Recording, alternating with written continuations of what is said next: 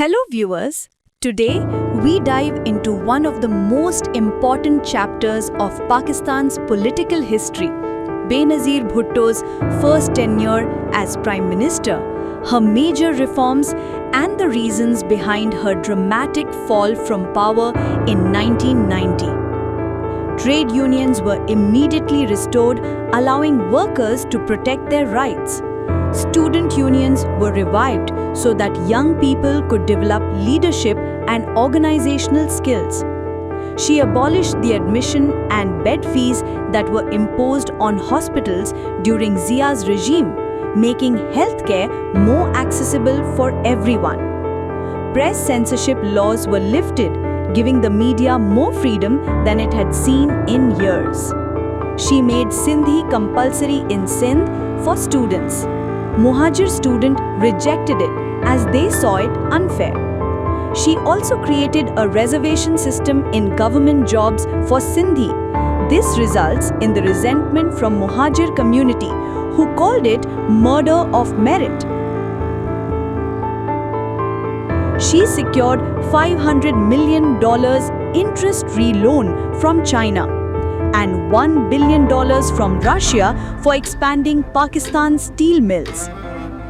Electricity was supplied to 4,000 villages in just 20 months. More than 1.2 million homes were electrified. She created the first women's bank, giving women loans to start businesses and become financially independent. Many of her projects lacked proper monitoring and accountability, due to which these projects could not benefit the public. US sanctions crippled Pakistan's foreign reserves, triggering the devaluation of rupee, which resulted in rising inflation. IMF made her government to raise the electricity bills. The middle-class Pakistanis were hit hard as prices increased but salaries did not.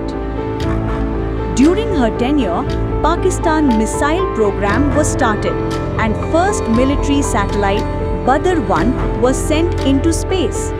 Benazir made important strides in foreign relations.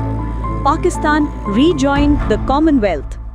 Pakistan successfully hosted the SAARC conference in Islamabad. Indian PM also visited Pakistan. Relations with India improved and both countries signed an agreement not to attack each other's nuclear installations.